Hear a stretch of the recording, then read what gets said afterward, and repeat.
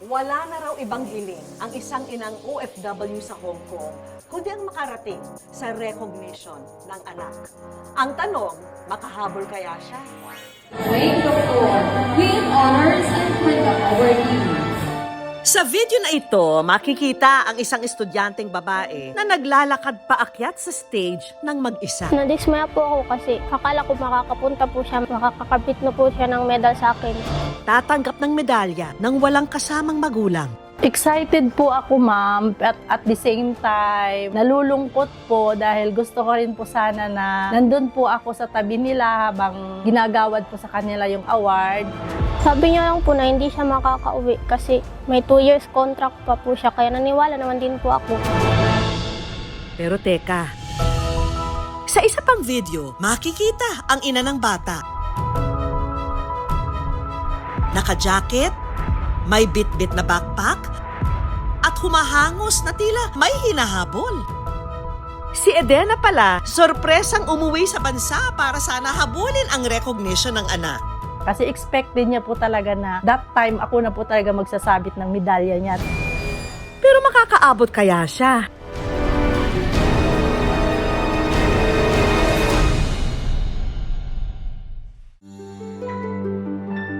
Dating manikurista, dealer ng mga beauty product, at agent ng mga memorial plan si Edena. Dito sa Pilipinas, kahit doblehin o triplehin mo yung kayod mo, ay talagang hindi sasapat sa isang malaking pamilya katulad ko na mayroon po akong 4 na anak.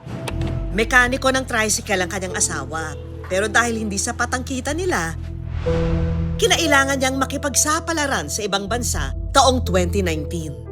Nung umalis po ako, silang 4 po, bali mga minors pa lang kasi yung panganay ko that time is 15 years old, tapos si bunso is 5 years old pa lang po. This time po, 3 na po sa kanila ay adult na. Then si bunso po is 12 years old. Nandito kami ngayon sa Daar. Kahit pahirap, tiniis ni Edena ang lungkot sa ibang bansa para mabigyan niya ng magandang buhay ang kanyang pamilya. Pero kahit Hong Kong dollar na ang kinikita, kinailangan niya pa ring mangutang para makapagpatayo ng bahay. Unang punta ko po sa Hong Kong, nakatira lang po kami sa maliit na barong-barong. Kaya yung unang kontrata ko, nagpatayo po ako ng medyo maayos na bahay. Doon din po sa lugar namin dati. Kailangan ko pa po magbayad ng utang ko po sa mga lending company. Mga 200,000 po. Pero baliwala raw lahat ng hirap at pagod tuwing nakakatanggap siya ng mensahe mula sa kanyang mga anak. Lalo na ang bunso niyang si Sarah na mama's girl daw. Hanggang ngayon, baby po yung tawag ko sa kanya kasi sobrang close po siya sa akin. Gusto nga niya po halos gabi-gabi katabi niya ako matulog. Ganun po siya. Halos taon-taon ng araw, nakakatanggap ng parangal sa paaralan si Sarah. Pero gustuhin man ni Edena na umuwi para sabitan ito ng medalya, hindi niya ito magawa. Pero nitong 2025, tiniyak daw niyang makakauwi siya sa bansa. 2 kasi sa kanyang mga anak ang gagraduate na. Ang kaso, nagkasabay naman daw ang graduation day nila. Inuna ko po si Sarah na i-escort, magmamarcha. Pagkatapos po ng marcha niya, tumakbo na po ako doon sa lugar kung saan po gaganapin naman yung graduation ng isa ko pang anak, yung kuya niya po. Ang nangyari po, na-delay po yung marcha ng kuya. Kaya pagkatapos ng marcha ng kuya, bumalik po ako kaagad sa kanya. Nung bumalik na po ako, wala na po, natawag na po siya. Dito na nga raw nagtampo si Sarah sa ina. Yung nagtampo po ako, sinabi niya na babawi lang siya sa pagka-grade 7 na po ako. Siya naman po kakabit. Kaya nang malaman niyang muling makatatanggap ng parangal si Sarah sa kanyang recognition kamakailan, dali-dali siyang nagpaalam sa kanyang amo. March 28, nakatakdang lumipad pa uwi ng Pilipinas si Edena para umabot sa March 30 na recognition ng anak. Pero laking gulat niya nang ang recognition naurong ng March 26. Doon po nagpanic po ako na confirm na ang recognition day is Thursday, March 26. Sa pag-aalalang hindi aabot sa recognition, si Edena nagpa siyang magpatulong sa consulate office para mapabilis ang kanyang travel requirements at termination contract. Hindi na po ako makakalabas, hindi na ako makakapunta ng consulate kasi ang consulate magsasara po sila ng alas 5 ng hapon. Hindi rin naman binigo ng langit si Edena dahil March 24, dumating ang kanyang release papers. Paglapag ni Edena ng airport ng March 25, katakot-takot na aberya pa ang inabutan niya dahil naubusan na ng direct flight papuntang Butuan sa Agusan del Norte.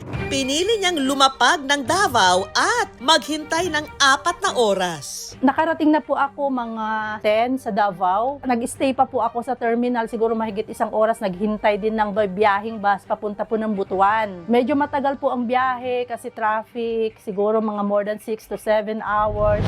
Wayne Doctor with honors and conduct awardee. Dumating na nga ang araw ng recognition. With honors and conduct awardee. Hindi na po ako naligo. Baka hindi ko na naman po abutan si Sarah. Kaya dumiretso na po ako dun sa school. Hanggang sa kahuli-hulihang pagkakataon, may pagsubok pa rin. Ang asawa kasi ni Edena na magsasabit ng medalya kay Sarah at magiging hudyat din ni Edena para magpakita, hindi narinig ang pangalan ng bata. Hanggang sa kahuli-hulihang pagkakataon, may pagsubok pa rin. Ang asawa kasi ni Edena na magsasabit ng medalya kay Sarah at magiging hudyat din ni Edena para magpakita, hindi narinig ang pangalan ng bata. Dito na nagdesisyon si Edena na tumakbo na papunta sa stage. Parents, you may now give the medals. Bit-bit ang backpack at naka-face mask pa ha. Nagulat po ako kasi akala ko po hindi po talaga siya makakapunta sa recognition ko. Kaya naging masaya din po ako kasi akala ko wala po makakapunta. Ika nga sa basketball, si Edena, buzzer beater. Masaya po. Nagpapasalamat po kay Lord. Nakaabot po ako sa oras ng kanyang recognition day. At hindi ko po ini-expect na hahantong po sa yon. Kasi tahimik nga po yung pag-uwi ko, walang nakakaalam. Ang nakakaalam lang po ako at saka yung employer ko. Kahit pamilya ko hindi nila alam, mga kaibigan ko sa Hong Kong, nagulat na lang sila po na nag-viral na po ako. Para sa lahat ng sakripisyo mo, Edena, Ba't na ganyan? oras na para ikaw naman daw ang parangalan ng iyong pamilya. Part ba to ng First time ko makatanggap ng bouquet. Sa ngayon, kinokonsidera na rin daw ni Edena na wag nang mag-abroad at magtrabaho na lang kasama ang pamilya. Magpo-for good na po talaga ako by 2028. Napaaga po kasi nga parang na-terminate po ako in good term. Habang narito ka, eto ang munting regalo ng good news para may mapagkakakitaan ka. Hala, hindi ko in-expect.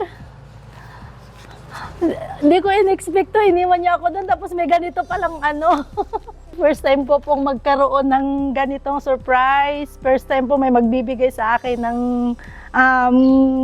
ganitong regalo po. Hindi ko po in-expect talaga. Nagulat po talaga ako. Pangako ko po sa kanila, kahit pagdaanan ko lahat ng hirap, ang importante, mabigyan ko sila magandang kinabukasan. Magsusumikap po ako mag-aral para matulungan po siya pag may trabaho na po ako na maayos.